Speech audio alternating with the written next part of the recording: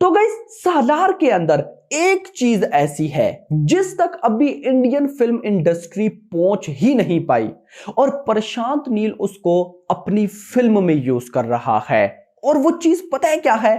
बाप level action. Welcome back दोस्तों, क्या हाल है आप सबका? मैं उम्मीद करता हूं कि यार आप सब खैरियत से होंगे। तो गाइस फाइनली 2 साल के लंबे वेट के बाद सालार रिलीज हो चुकी है। आप सब जानते भी हैं कि हमारी एक्सपेक्टेशंस कितनी ज्यादा हाई थी। तो क्या इन एक्सपेक्टेशंस को ये फिल्म मीट करती है या नहीं? इस फिल्म के अंदर आपको सब कुछ देखने को मिलेगा, thrill, suspense, action, twist and turns, emotions. लगभग 3 घंटे इस फिल्म की भाई साहब ड्यूरेशन है। मैं बात करूं सबसे पहले फिल्म के फर्स्ट हाफ की। जैसे भाई साहब प्रभास की एंट्री, अब प्रभास की एंट्री की अगर मैं बात करूं तो भाई मेरी नजर में अच्छी एंट्री थी। ना मैं इसको टॉप नॉच बोल सकता हूं, ना मैं इसको बिलो द एवरेज बोल सकता हूं, ठीक एक एंट्री थी। जैसे कि गाइस लास्ट केजीएफ 2 की बात करूं तो भाई साहब रॉकिंग स्टार यश की एंट्री थी, भाई उस तरह की एंट्री नहीं थी। जी हां, लेकिन इधर भी जो फाइट सीक्वेंस में उनकी एंट्री कराई गई, माइंड ब्लोइंग। और फाइट सीक्वेंसेस पे तो मैं बाद में आता हूं ना भाई। ये प्रशांत नील भाई ये क्या है एक्शन को लेकर। खैर, प्रभास की एंट्री होती है तो भाई स्टोरी टेलिंग का वे चलता जाता है। और इंटरवल से भाई लगभग तो कुछ टाइम पहले ये लोग पृथ्वीराज सुकुमारन की एंट्री कराते हैं और इंटरवल फाइट सीक्वेंसेस लगभग 15-20 मिनट का है और माइंड ब्लोइंग। इंटरवल पे जो ट्विस्ट आएगा एंड भाई साहब जो एक्शन सीक्वेंस होगा, आपको पता लग जाएगा कि भाई इस फिल्म का स्केल क्या है। फिर उसके बाद सेकंड हाफ स्टार्ट हो जाता है और जैसे ही स्टार्ट होता है फिर से बोरिंग, यानी कि फिर कुछ फ्लैशबैक्स के सीन चलते हैं, स्टोरी टेलिंग का सीन चलता है। बट भाई साहब उसके बाद फिर जो twist and turns and action sequences आना स्टार्ट होते हैं, भाई साहब सारे पैसे उनके हैं। एंड स्पेशली लास्ट में इंटरवल में एक बहुत बड़ा ट्विस्ट आएगा। भाई साहब सालार पार्ट 2 का ये लोग नाम भी रिवील करते हैं। बट भाई साहब जो कमाल इन लोगों ने एक्शन में दिखाया है ना, मैं कहता हूं भाई साहब सारे पैसे उस चीज के हैं। यानी कि अगर मैं इस फिल्म के अंदर बिगेस्ट जो सबसे अच्छी चीज है उसकी बात करूं तो वो है इस फिल्म का एक्शन। लगभग 2 फाइट सीक्वेंसेस इंटरवल से पहले हैं और 2 भाई साहब यानी कि 2 एक्शन सीन्स जो है वो फर्स्ट हाफ में है, 2 ही सेकंड हाफ में है। और भाई सारे के सारे माइंड ब्लोइंग है। लेकिन इन चारों में से एक सीक्वेंस है जिसको देखकर आप लोग सैल्यूट करोगे और बोलोगे कि इस बंदे ने ये फाइट सीक्वेंस कैसा बनाया। सेकंड हाफ में वो आएगा और जब आएगा आप लोग एक दफा गूज बम्स भाई साहब आपको ना आए तो आप लोग मुझे बताइएगा। मतलब एक ऐसा इन लोगों ने उधर सीन किया है कि मैं यहां पर आपको एक्सप्लेन करूं पर नहीं। फिर उसी टाइम आपको पता भी चलेगा कि इन लोगों ने इस फिल्म को ए रेटिंग क्यों दी। और वो जो डायलॉग था कि one man called violent man, वो जो डायलॉग था वो सारा वहां पर इंप्लीमेंट होगा। डायलॉग की बात हो ही रही है तो भाई यहां पर सबसे पहले मैं आपको बताता चलूं प्रभास की भाई हिंदी डबिंग माइंड ब्लोइंग। मतलब कि प्रभास की अपनी नहीं, शरद केलकर की थी जो कि बहुत अच्छी है, डिसेंट है। यानी कि लगता है कि भाई साहब हाँ अब डायलॉग्स, क्योंकि लास्ट फिल्म की अगर मैं प्रभास की बात करता हूं, राधे श्याम ले लो, आदि पुरुष ले लो या सब, उनमें डायलॉग समझ ही नहीं आते क्लियरली। लेकिन यहां पर क्लियरली एक एक चीज भाई साहब आपको समझ आएगी। एंड जो बिगेस्ट चीज जिसका सब लोग वेट कर रहे थे कि डार्लिंग प्रभास कैसे होने वाले हैं, तो भाई साहब मैं उनको लेकर एक ही चीज बोलूंगा कि बाहुबली 2 के बाद प्रभास की ये फिल्म सबसे बेस्ट फिल्म है, सबसे बेस्ट फिल्म। यस मेरा भाई, लास्ट जो उनकी तीनों रो में फिल्म गई हैं, आदि पुरुष, राधे श्याम, साहू, भाई उन तीनों में कुछ भी नहीं था। इस फिल्म के अंदर लगा है कि डार्लिंग प्रभास ने एक्टिंग की है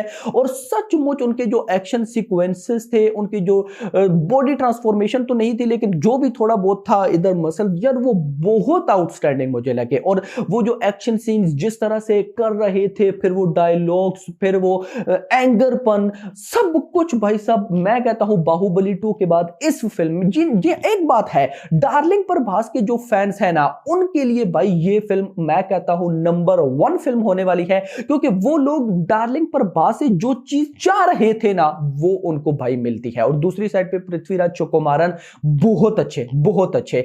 फिर साथ Shruti Haasan and Aishwarya Rao, first half में उनका रोल आपको देख के फील हो जाएगा कि भाई बहुत अच्छा है। अगर मैं बात करूं खानसार वर्ल्ड की, जो कि एक इंपॉर्टेंट टॉपिक है, आपको पता है प्रशांत नील की एक अपनी ही दुनिया होती है।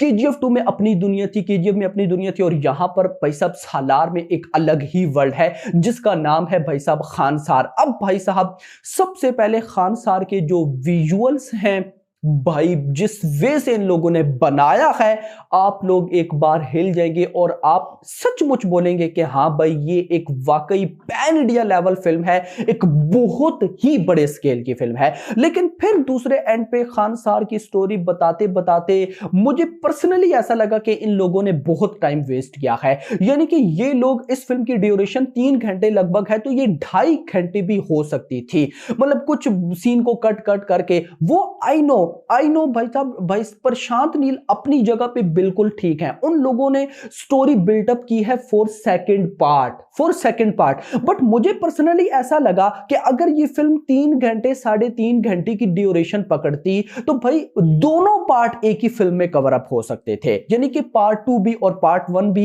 एक ही फिल्म में कवर अप हो सकते थे अगर कुछ चीजों को शॉर्ट दिखाया जाता। लेकिन फिर दूसरी साइड पे प्रशांत नील एक ऐसे स्टार है जो कि एक एक चीज को सही से लेकर चलते हैं, तो दैट्स व्हाई वो अपनी जगह पे तो बिल्कुल परफेक्ट उन्होंने फिल्म बनाई, एक एक चीज को सही इंट्रोड्यूस करवाया। लेकिन पब्लिक की मेरी नजर में, मतलब मैं इवन तक के, आपको पता है सालार का कितना वेट कर रहा था, लेकिन मैं भी कई कई जगह पे भाई साहब बोर हुआ हूं। बात करूं अदर चीजों की, वीएफएक्स ले लो, विजुअल्स ले लो, बीजीएम ले लो, भाई सब चीजें माइंड ब्लोविंग एंड वीएफएक्स देखकर आपको जरा भी नहीं लगेगा कि ये कोई चिंदी वीएफएक्स है।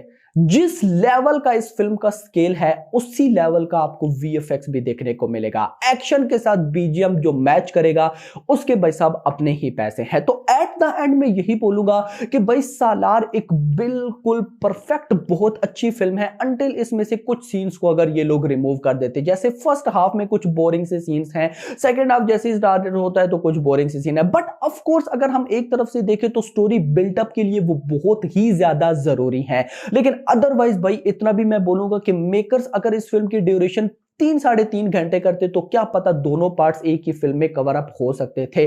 बिल्डअप करते करते हमें खानसार के बारे में बताते बताते प्रभास कौन था, वो दोनों दोस्त कौन थे, बताते बताते एक अलग ही लेवल पर ले जाते। लेकिन इतना जरूर है कि पार्ट 2 पार्ट 1 से कई गुना ज्यादा डेंजरस होने वाला है। और मैं यही सोच रहा था कि इन लोगों ने पार्ट 1 में इतना वायलेंस, इतने बाप लेवल एक्शन सीक्वेंसेस दिखाए हैं कि ये पार्ट 2 में क्या दिखाएंगे, मतलब कैसे, क्या किस लेवल का दिखाएंगे। और हाँ, एक इंटरेस्टिंग चीज है, अगर आप एक एक्शन लवर है ना, स्टोरी लवर नहीं है, आप एक एक्शन फिल्म लवर है, भाई सालार आपको बहुत अच्छी लगने वाली है। इसके बाद एक इंपॉर्टेंट क्वेश्चन, ओग्राम का रीमेक है या नहीं? तो देखो गाइस, मैंने ओग्राम नहीं देख रखी, सो मैं नहीं जानता कि क्या है भाई साहब। मेरी नजर में ये एक टोटली यूनिक स्टोरी थी जो कि मुझे बहुत अच्छी लगी। हाँ, कुछ चीजें बोर करती हैं, उनको निकालकर हर एक चीज इस फिल्म के अंदर बिल्कुल परफेक्ट बैठती है। ओग्राम जिन लोगों ने देखी है, तो आप लोग फिल्म देखकर मुझे बताइएगा कि भाई ये ओग्राम का रीमेक है या नहीं। मैंने ओग्राम नहीं देखी, तो भाई साहब मेरे लिए ये एक फिल्म परफेक्ट है। तो मैं आपको भी ये बोलूंगा कि अगर आप में से भी किसी ने ओग्राम नहीं देखी, तो देन तो बवाल होने वाला है भाई साहब। नाउ आपने सालार देखी नहीं देखी, बताओ। जिन लोगों ने देखी आपको कैसी लगी, और नहीं देखी जिन लोगों ने, तो क्या सीन है भाई, कब देखने का इरादा है? यस, ये एक भाई साहब वन टाइम वॉच फिल्म जरूर है, जरूर, क्योंकि इस फिल्म का जो स्केल है, जो एक्शन सीक्वेंसेस हैं, सारे पैसे भाई साहब उन्हीं के हैं। तो भाई अब आप लोगों ने मुझे नीचे कमेंट सेक्शन के अंदर जरूर बताना है। अभी तक के लिए तो होप सबको वीडियो पसंद, वीडियो को लाइक करो, चैनल को सब्सक्राइब करो, और अगली आने वाले थैंक्स फॉर वॉचिंग।